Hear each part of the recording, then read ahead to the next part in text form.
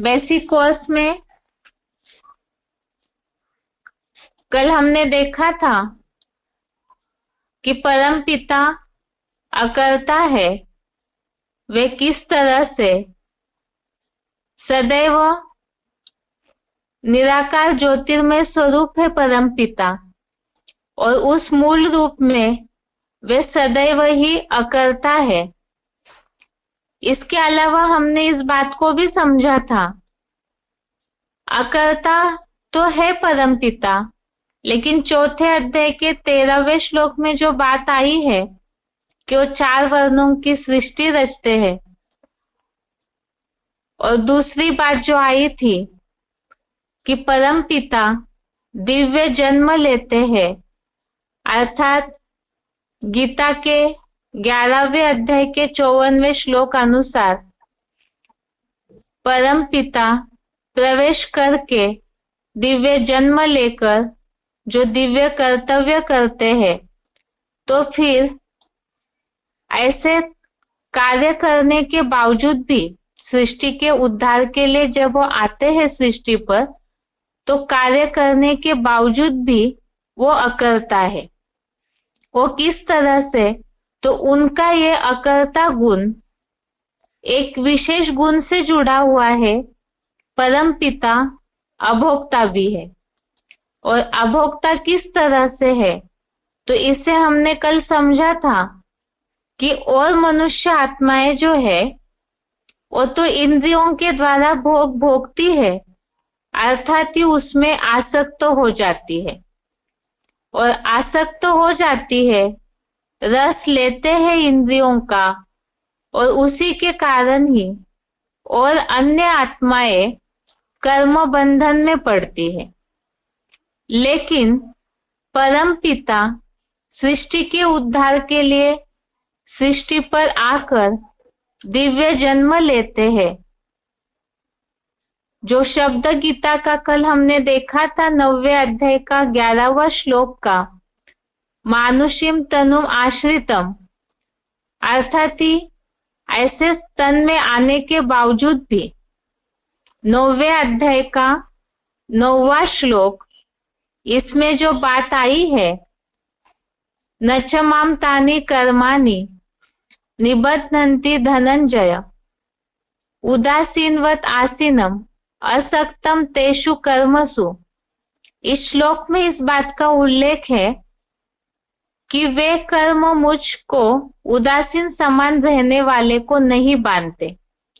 तो परम पिता पतित तन कामी कांटे रूप तन में आने के बावजूद भी वे तो मूल रूप में निराकार है ही, लेकिन सृष्टि पर आने के बाद जिस तन का आधार लेकर कार्य करते हैं, उसके बावजूद भी वे अनासक्त ही है और अभोक्ता ही है। अर्थात ही परम पिता कोई भी कर्मों का फल नहीं भोगते हैं, इसीलिए ही कर्म के बंधन में नहीं पड़ते हैं। अब परम पिता अभोक्ता होने के कारण ही कर्म बंधन मुक्त है, वो कैसे? इसके बारे में भी गीता में स्पष्ट किया हुआ है। ये तो हमने समझा कि वे अनासक्त है, अर्थात ही कर्मों का फल नहीं भोगते, अर्थात वे अभोक्ता है। उनको फल की कोई अपेक्षा ही नहीं रहती है, इसीलिए ही वे कर्मों के बंधन में नहीं पड़ते हैं, कर्म बंधन मुक्त है। इसी के बारे में भगवत गीता का 4थे अध्याय का 14वां श्लोक, अध्याय 4 श्लोक नंबर 14 श्लोक है, न माम कर्माणि लिम्पन्ति न मे कर्म फले स्पृहा इति माम यो भी जानाति कर्म भिन्न रसबध्यते। श्लोक में कर्म भिन्न सबध्यते, इसमें हाईलाइट किया हुआ है पहले तो श्लोक का अर्थ देखते हैं, जिससे ये बात स्पष्ट हो जाएगी कि परम पिता किस तरह से अभोक्ता होने के कारण ही कर्म बंधन से मुक्त है। श्लोक का अर्थ है, न मुझको अच्छे बुरे कर्मों का बंधन है, न मुझे कर्मों के फल में कोई प्रकार की इच्छा है। ऐसे जो भली भांति मंथन करके मुझे अर्थात सदाकाल निर्लिप्त रूप को जान लेता है, वह स्वर्ग और वैकुंठ के 21 जन्म अर्थात सतयुग त्रेतायुगी आधा कल्प कर्मों में नहीं बंधता, वहां सुखी ही रहता है। बात चल रही है अभोक्ता होने कारण परमपिता कर्म बंधन मुक्त है। अभोक्ता की बात तो हमने समझी कि वो कर्मों में आसक्त नहीं होते। जो यहाँ बात आई कि उनको न मुझको अर्थात भगवान को, परम पिता को अच्छे बुरे कर्मों का बंधन है और ना ही कर्मों के फल में कोई प्रकार की इच्छा है। तो परम पिता को अच्छे या बुरे कर्मों का कोई भी बंधन नहीं। और दूसरी बात, कर्मों का फल अर्थात ही जो रिजल्ट निकलता है कर्म करने के बाद, तो उसकी भी उन्हें कोई इच्छा नहीं है। इस बात को समझने के लिए ही हम मनुष्य आत्माओं से कंपैरिजन करके समझते हैं। जैसे मनुष्य आत्माएं जो भी कर्म करती है, वो उन कर्मों में आसक्त हो जाती है और जब आसक्त हो जाती है तो उन कर्मों का फल भोगती है। किस तरह से? मनुष्य आत्माएं जो भी कर्म करते हैं तो उसके रिजल्ट की अपेक्षा रखते हैं, तो सुख या दुख ये फल के रूप में उन्हें मिलता है। जैसे इसके पहले भी हमने समझा था कि इंद्रियों का उनके विषय भोगों में राग या द्वेष रहता है, अर्थात या तो आसक्ति निर्माण होती है या घृणा निर्माण होती है। तो इसी तरह से अच्छा या बुरा कर्मों का फल और उसी आधार से सुख या दुख मनुष्यों को मिलता है। तो ये जो सुख या दुख मिलता है फल के रूप में, कर्मों के रिजल्ट के रूप में, तो मनुष्य आत्माएं उसमें बंधी हुई है। सुख भी मिला तो भी बंध जाते हैं, उसमें आसक्त हो जाते हैं, और दुख मिला तो भी उसमें बंध जाते हैं विचारों के रूप में, जिस कारण से वे कर्मों के बंधन में पड़ते हैं, अर्थात कर्मों का लेप छेप आत्मा पर लगता है। लेकिन परम पिता को कर्मों के फल में कोई इच्छा नहीं है, आसक्ति नहीं है, इसीलिए ही वे कर्म बंधन से मुक्त है। तो ये जो अभोक्ता पने का गुण है परम पिता का, वही गुण अन्य भोगी आत्माओं से अलग परम पिता को दिखाता है। तो परम पिता इसी के कारण सब आत्माओं से, जितनी भी जन्म मरण के चक्र में आने वाली आत्माएं हैं, उनसे परम पिता अलग स्थान में है, ऊंचे स्थान में है। इस बात को हमने आत्मा के लेसन में समझा था कि कर्मों के बंधन के कारण ही मनुष्य आत्माएं जन्म मरण के चक्र में भी आती है और कर्मों के बंधन के कारण ही उन पर उसका लेप छेप भी लगता है। लेकिन परम पिता इन सब बंधनों में फंसते ही नहीं है, अभोक्ता अर्थात भोगते ही नहीं है, इसीलिए ही कर्म बंधन मुक्त है। और कर्म बंधन मुक्त है तो परम पिता ये अभोक्ता पने का गुण, कर्म बंधन पने से मुक्त पने का जो गुण है, वही उनको परम पवित्र या एवर प्योर साबित करता है। वो कैसे? तो इसके बारे में भी भगवत गीता का 15वें अध्याय का 16वां श्लोक, अध्याय 15 का श्लोक नंबर 16 श्लोक है, द्वो इमो पुरुषो लोके क्षराक्षर एव च क्षरः सर्वाणि भूतानि कूटस्थः अक्षरः उच्यते। श्लोक में क्षर और अक्षर इन दोनों शब्दों में हाईलाइट किया हुआ है। इसका श्लोक का सार है ये कि इस लोक में दो प्रकार की आत्माएं हैं, एक क्षर और एक अक्षर। क्षर अर्थात ही जितनी भी आत्माएं हैं जन्म मरण के चक्र में आने वाली, तो वो सभी आत्माएं नीचे गिरती है। क्षरित होना अर्थात ही नीचे गिरना, पतित बनना। सृष्टि चक्र का चित्र हमने बहुत अच्छे से समझा है। सृष्टि चक्र के चित्र में जो मनुष्य आत्माओं की कहानी बताई है, सतयुग से लेकर कलयुग तक गिरने की, उसका एक ही कारण है कि मनुष्य आत्माएं कलाएं कम होते होते नीचे गिरती है। आत्मा जो कर्म बंधन में फंसती है तो उसके कारण ही वो क्षरित होती है। आत्मा की कला, आत्मा की रोशनी, आत्मा की ताकत कम होते जाती है और ये चक्र उनका नूंदा हुआ है। तो इस कारण से सभी आत्माएं क्षरित होती है, नीचे गिरती है, पतित बनती है। लेकिन परम पिता इस बात से बिल्कुल ही न्यारे है। वो अक्षर है, अर्थात कभी भी क्षरित नहीं होते, अर्थात ही वो एवर प्योर है, ऊंची स्टेज में ही रहते हैं।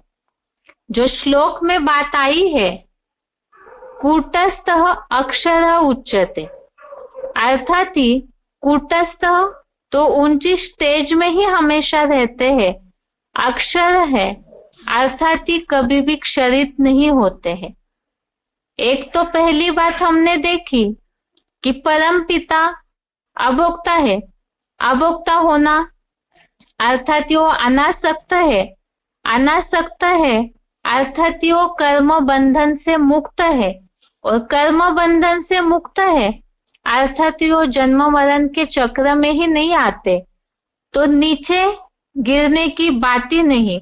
इसीलिए ही परम पिता अभोक्ता होने के कारण ही एवर प्योर है, और अभोक्ता होने के कारण ही वे अजन्मा भी है।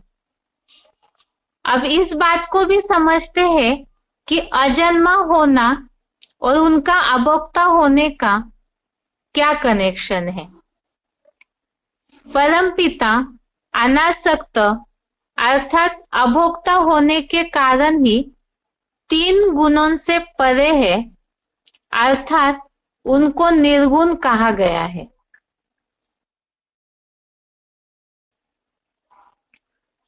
ये निर्गुण कहा गया है अर्थात क्या, इसे हम भगवत गीता के श्लोक के आधार से समझते हैं और उसके साथ साथ ही मनुष्य आत्माओं से। टॉपिक ही हमने भगवान के गुणों का इसलिए देखना शुरू किया कि मनुष्य आत्माएं और भगवान, और मनुष्य आत्माएं ही देवात्माएं बनती है, तो देवात्माएं और भगवान अलग है, और उनमें अंतर क्या है वो उनके गुणों से ही पूरी तरह से सिद्ध होगा। और इसे देखने के लिए ही हम परम पिता के गुण देख रहे थे। तो परम पिता निर्गुण कहे गए हैं, अर्थात 3 गुणों से परे है। और 3 गुण अर्थात जैसे मनुष्य आत्माएं प्रकृति के 3 गुणों में आसक्त होती है और 3 गुणों से प्रसारित होती है, और उसमें वो बंधी हुई है। पहले तो परम पिता के लिए हम देखते हैं कि वो किस तरह से निर्गुण है। भगवत गीता का 13वें अध्याय का 14वां श्लोक, अध्याय 13 का श्लोक नंबर 14 श्लोक है, सर्वेन्द्रिय गुणाभासम सर्वेन्द्रिय विवर्जितम असक्तम सर्वभूत चैव निर्गुणम गुणभोक्तृ च। श्लोक में निर्गुणम इस शब्द पे हाईलाइट किया हुआ है। पहले श्लोक का अर्थ देखते हैं। अर्जुन के रथ में सब इंद्रिय गुणों का आभास होता है, फिर भी मन बुद्धि से जैसे भूली हुई सब इंद्रिय विहीन की सदाकाल निराकारी स्टेज वाला कोई में भी अनासक्त होते भी सब प्राणी मात्र का पोषण करता है और वह निर्गुण है तो भी मुकर्रर रथ से गुणों का भोगता है। तो यहाँ जो बात आई है, अर्जुन के रथ में सब इंद्रिय गुणों का आभास होता है, फिर भी मन बुद्धि जैसे कि भूली हुई है। तो परम पिता का एक तो अपना शरीर ही नहीं, तो शरीर न होने के कारण उनकी अपनी इंद्रियां नहीं है, इसीलिए ही वे तो सदैव के लिए ही निराकारी स्टेज वाले हैं, तो अनासक्त है, सब प्राणियों का प्राणी मात्र का पोषण करता है। तो इसमें जो बात आई, ये सारे गुण ही वास्तव में आपस में कनेक्शन वाले हैं और इस सृष्टि पर आते हैं तो साधारण तन का आधार लेने पर भी, सृष्टि परिवर्तन का कार्य करने पर भी अकर्ता है। अकर्ता इसलिए है क्योंकि वे अभोक्ता है, कोई बातों को भोगते ही नहीं, और उसके साथ ही वो अनासक्त भी है, और अनासक्त होने के साथ साथ वे कर्म बंधन मुक्त है। जो यहाँ बताया कि वो सब प्राणी मात्र का पोषण करता है, फिर भी वे अनासक्त है और वह निर्गुण है। तो मनुष्य आत्माओं के लिए ये बात है कि वो तीनों गुणों में, ये तो आत्मा के लेसन में हमने समझा है कि मनुष्य आत्माओं के जन्म मरण में चक्र में आने का कारण ही है प्रकृति के सत रस तम तीनों गुण। इन तीनों गुणों में आसक्त होना ही मनुष्य आत्माओं के जन्म मरण के चक्र का कारण है, जिसके लिए ही भगवत गीता में ये श्लोक हमने इसके पहले भी देखा था। 13वें अध्याय का 21 नंबर श्लोक, अध्याय 13 का श्लोक नंबर 21, पुरुषः प्रकृति स्तोयी भुंक्ते प्रकृति जान गुणान कारणम गुण संगस्य सत सद्योनि जन्मसु। क्योंकि चेतन आत्मा देह रूप अपरा प्रकृति में स्थित प्रकृति से पैदा हुए क्रमशः सत्वादि तीन गुणों को भोगता है। सृष्टि की इन्हीं सत्व आदि गुणों में आसक्ति या लगाव इस आत्मा के सत असत योनियों में, सत असत योनिया अर्थात देव दानव असुर आदि योनियों में जन्म का एकमात्र कारण है। तो मनुष्य आत्माएं तो इस कारण से सत रज तम इन तीन गुणों से प्रसारित होने के कारण, ये तो प्रकृति से पैदा हुए गुण है, इन गुणों की आसक्ति ही मनुष्य के जन्म मरण का, जन्म का एकमात्र कारण है और वो इसी कारण चक्र में बंधी हुई है। लेकिन परम पिता अनासक्त है, अर्थात एक तो उनका अपना शरीर नहीं होता और जिस शरीर में प्रवेश करके वो कार्य करते हैं उनमें आने के बावजूद भी वे अनासक्त ही रहते हैं। इसीलिए ही बताया कि परम पिता निर्गुण है, और इसी कारण परम पिता अभोक्ता होने के कारण ही निर्गुण है, अर्थात प्रकृति के गुणों में आसक्त नहीं होते, इसलिए जन्म मरण से न्यारे और अजन्मा है।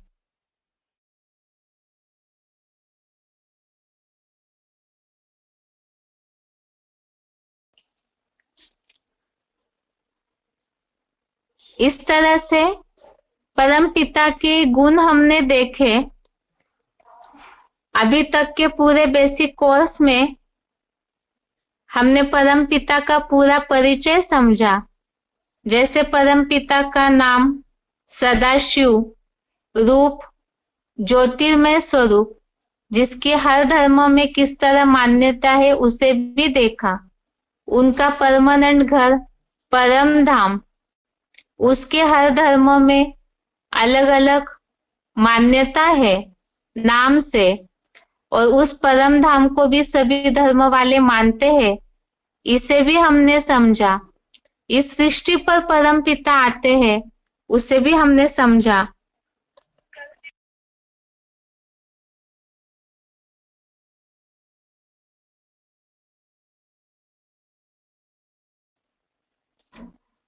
परम पिता के आज के टॉपिक में हमने गुण भी समझे। अभी आगे कल के क्लास में जो इस हफ्ते समझा हुआ है उसकी रिवीजन। आज के लिए गीता क्लास यहाँ तक ही। ओम शांति।